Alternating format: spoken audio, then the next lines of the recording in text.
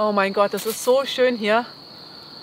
Ich bin hier gerade umringt von lauter Bäumen und blicke in so ein Blätterdach aus frischem Grün. Sozusagen mein privater heiliger Hain.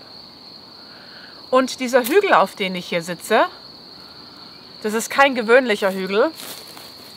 Das ist ein besonderer Hügel. Und zwar, man kann es jetzt leider hier aus der Perspektive nicht so sehen, weil ich natürlich die Kamera jetzt auch mit mir auf dem Hügel habe.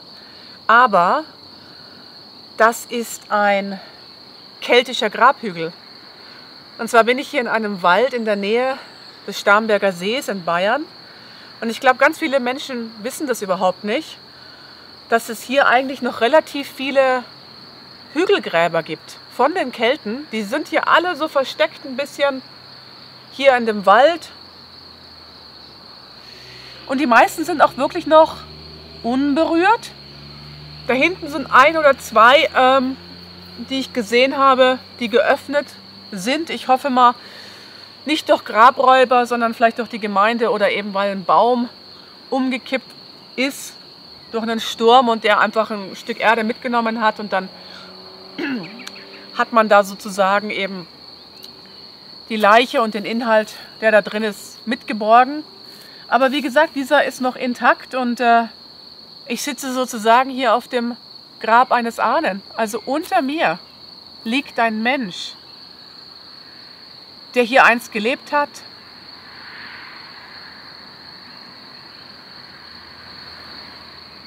Ja, und gerade diese Hügel spielen im alten Volksglauben in Bezug auf Feen und Elfen eine große Rolle, dass man geglaubt hat, dass diese Wesen in grünen Hügeln leben und ganz besonders in diesen ehemaligen Grabhügeln. Natürlich nicht nur, man hat auch geglaubt, die leben eben wie hier in Wäldern oder an wilden Plätzen irgendwo in der Natur oder in den Bergen oder generell auf Anhöhen. Ja, und ich habe mir einen Text rausgesucht, woher ich meine Informationen habe. Ich gebe euch natürlich alle meine Quellen preis. Und zwar, das ist eine Sammlung der Mythen, Legenden, der Bräuche, des Aberglaubens und der Sprichwörter der Isle of Man. Diese Sammlung ist 1891 niedergeschrieben. Aber das Wissen, was da drin ist, das ist noch viel älter, weil es natürlich von Menschen stammt, die damals vielleicht schon ihren 50ern, 60ern, 70ern waren. Und es war teilweise nicht nur Wissen, das da erst entstanden ist, sondern das haben sie gehört von ihren Eltern, von ihren Großeltern. Also es ist sozusagen wirklich ein Wissen, das da vermittelt wird, wo man wirklich gut sagen kann, das ist ein paar Jahrhunderte alt. Wie haben sich die damaligen Menschen, diese damalige Landbevölkerung, die so einen intensiven Zugang, die so eine intensive Verbindung mit den Tieren, mit der Natur, mit der Landschaft hatten, wie haben die sich Feen und Elfen vorgestellt? Also ich denke, als erstes dürfen wir uns mal verabschieden von unserer modernen Vorstellung, die wir vielleicht von Feen oder Elfen haben. Denn ich denke, unsere moderne Vorstellung ist doch relativ geprägt von Hollywood und von Disney-Filmen, von irgendwelchen kleinen, süßen Wesen in rosa Kleidchen mit Zauberstäben, die überall irgendwie Feenstaub versprühen und immer nur Liebe und Licht ausstrahlen. Also so sind diese Wesen überhaupt nicht. Also vom Aussehen, wie sie diese Wesen beschreiben, erinnert mich das eher an das, was wir vielleicht als Elfe bezeichnen würden. Also sie sagen schon, dass sie von ihrem Aussehen eher menschenähnlich sind, aber natürlich keine Menschen, sondern so halb menschlich, halb geistige Wesen sind. Dass sie auch viel kleiner sind, viel zarter sind. Und sie beschreiben die eigentlich so mit ein bisschen überlangen Gliedmaßen, also die Finger sind ein bisschen zu lang und irgendwie die Gliedmaßen wirken ein bisschen zu lang.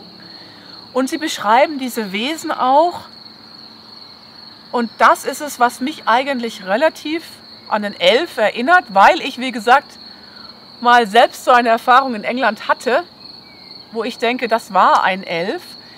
Sie beschreiben diese Wesen eher so ein bisschen ausgezerrt, also so die Körper so eher ein bisschen dünn, ein bisschen dürr und ein bisschen so mager, hager.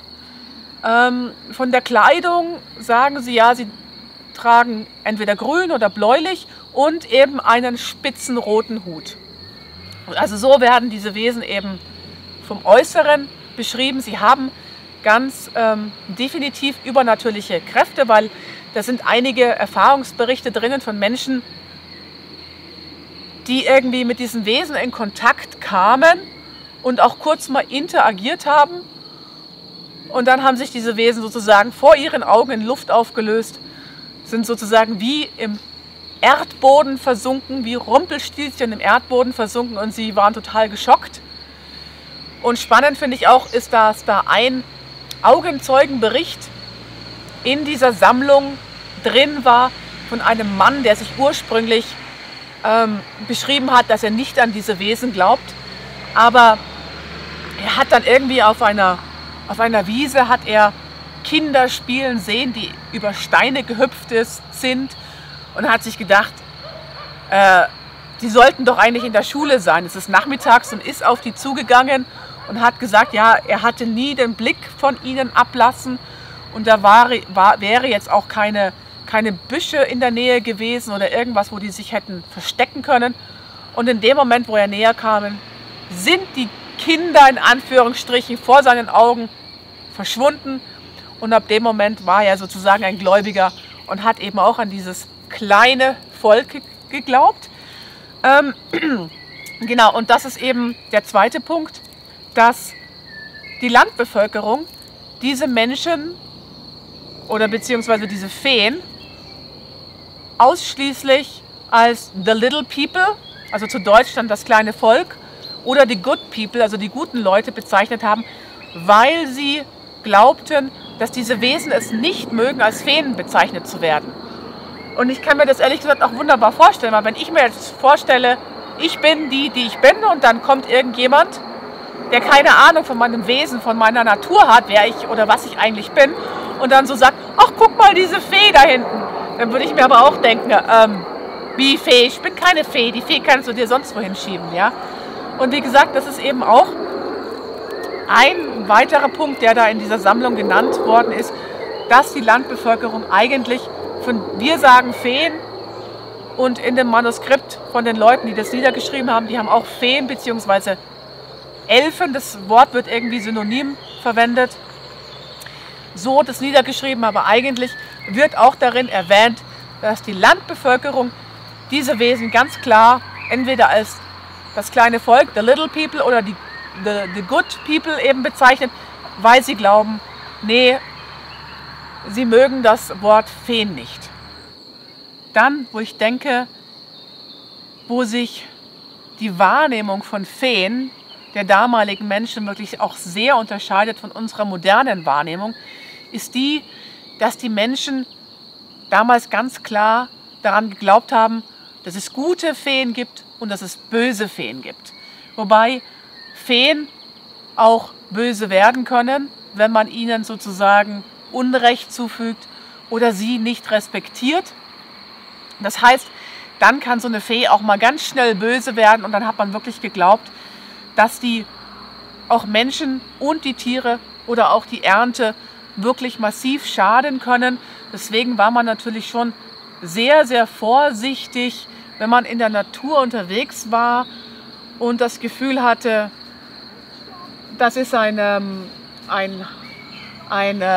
Feenbusch sozusagen oder ein Feenhügel, so wie ich jetzt hier sitze sozusagen, und sich nicht einfach so draufgesetzt hat. So, aber nun zu den Schutzmaßnahmen. Was haben die Menschen geglaubt, was man machen kann, was man unternehmen kann, wenn man doch mal irgendwie aus Versehen jemanden aus dem kleinen Volk verärgert hat oder vielleicht sogar aus welchen Gründen auch immer das Opfer einer bösen Fee geworden ist? Nummer 1 war ganz klar, ein gutes Verhältnis mit den guten Feen aufzubauen. weil man, wie gesagt, ganz klar geglaubt hat, dass die guten Feen mächtiger sind als die bösen Feen. Und wenn man sozusagen ein gutes Verhältnis zu diesen hat, dann man schon mal einen sehr guten Schutz hat. Und als ich das gelesen habe, musste ich so ein bisschen an unser Märchen Dornröschen denken. Weil wenn man da mal guckt, da gab es 12 Feen, die sind eingeladen worden zu der Party sozusagen. Und die 13. Fee ist nicht eingeladen worden, weil es halt eben nicht genügend edles Besteck und Geschirr gab. Und wer weiß, die 13. Fee wäre ursprünglich vielleicht gar nicht böse gewesen. Das heißt, hätte man die eingeladen, auch zu der Feier, dann hätte sie wahrscheinlich genauso wie ihre 12 Schwestern irgendwie an der Runde Platz genommen und hätte auch die Königstochter gesegnet mit irgendeiner Gabe, mit einem Talent, mit einem Geschenk. Aber nur weil man sie nicht respektiert hat. Und da, finde ich, sieht man auch nochmal so wunderbar in diesen Märchen, diesen alten Feenglauben, dass die 13. Fee eigentlich nur höchstwahrscheinlich böse wurde, weil sie halt nicht eingeladen worden ist. Und man sieht aber auch, dass die guten Feen mächtiger sind als die bösen Feen, weil ursprünglich der Fluch der 13. Fee war ganz klar der Tod. Der Tod der Königstochter. Sie hätte sterben sollen. Aber dieses schwere Schicksal konnte man gerade noch durch die Hilfe und die Unterstützung der 12 guten Feen abwenden, sodass es im Endeffekt nur ein 100-jähriger Schlaf wurde. Und daran, finde ich, sieht man auch nochmal so schön diesen alten Feenglauben demonstriert, dass man geglaubt hat, ja, es gab gute Feen und es gab böse Feen. Aber die guten Feen sind mächtiger als die bösen Feen. Und wenn man ein gutes Verhältnis hat mit den guten Feen, dann kommt es zumindest nicht ganz so schlimm.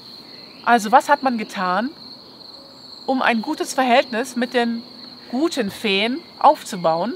Also ganz klar, ein achtungsvoller Umgang mit der Natur.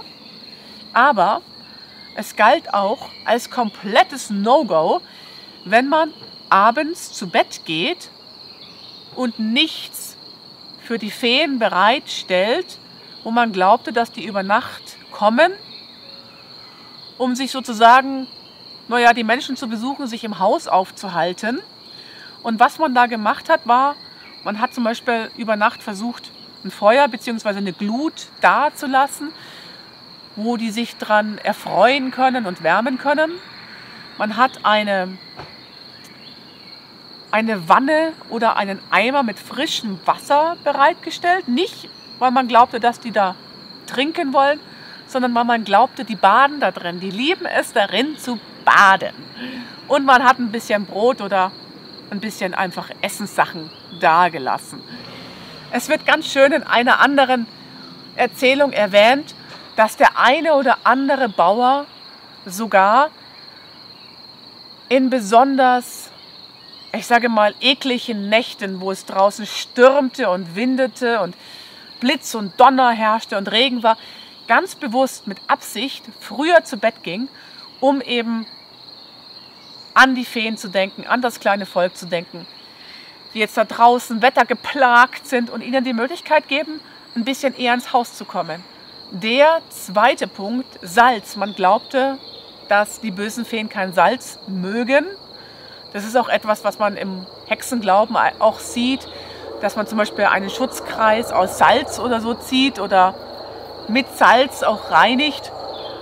Und da war das zum Beispiel so, dass die Menschen damals ein bisschen eklig wahrscheinlich, aber wenn sie das Gefühl hatten, dass jemand zum Beispiel von der bösen Fee irgendwie man sich davor schützen muss, dass es auf diese Person abgesehen hat, dass man denen Salz in den Mund gegeben hat. Ja, ein bisschen eklig, aber okay.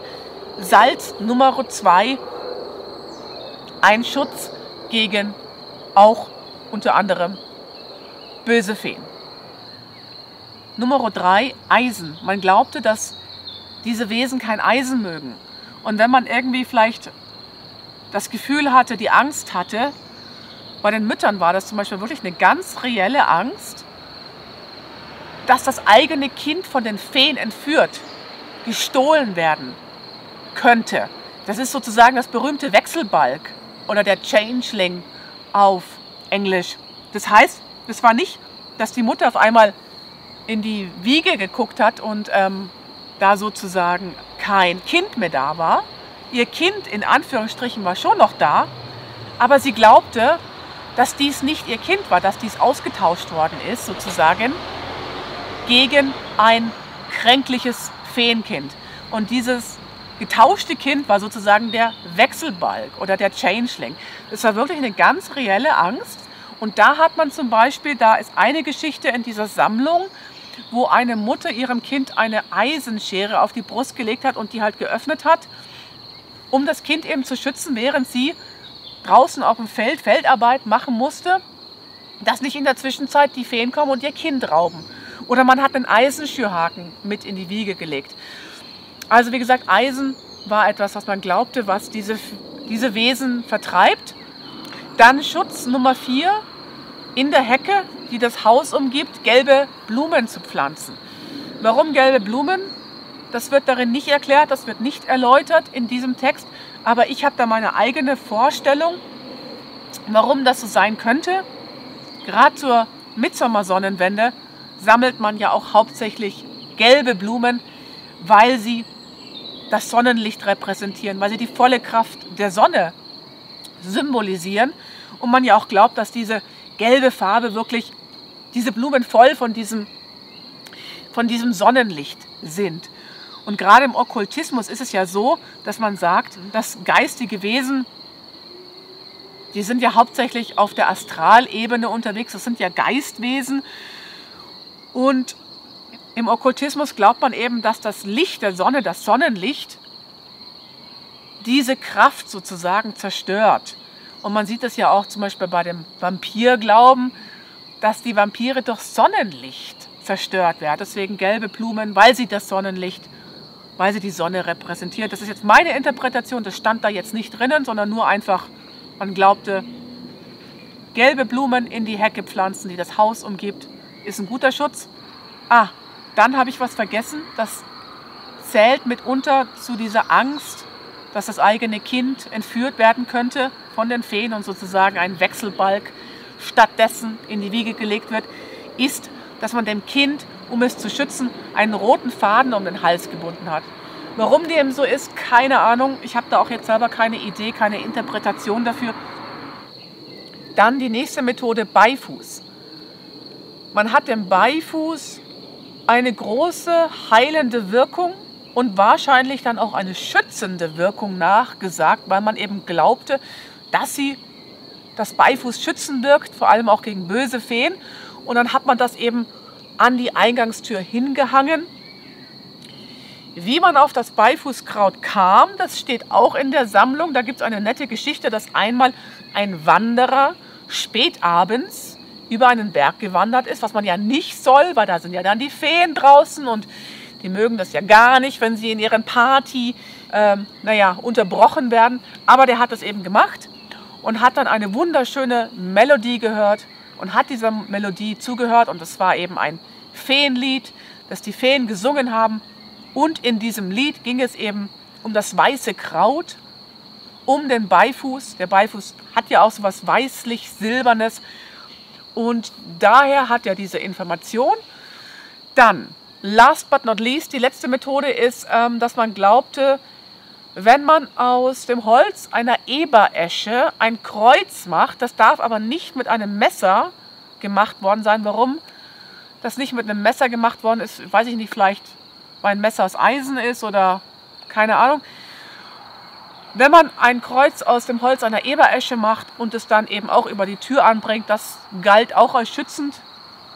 Warum auch immer, weiß nicht, was es mit der Eberesche zu tun hat, aber wie gesagt, das waren sozusagen die Methoden, die ich aus diesem Manuskript herausgefischt habe für euch.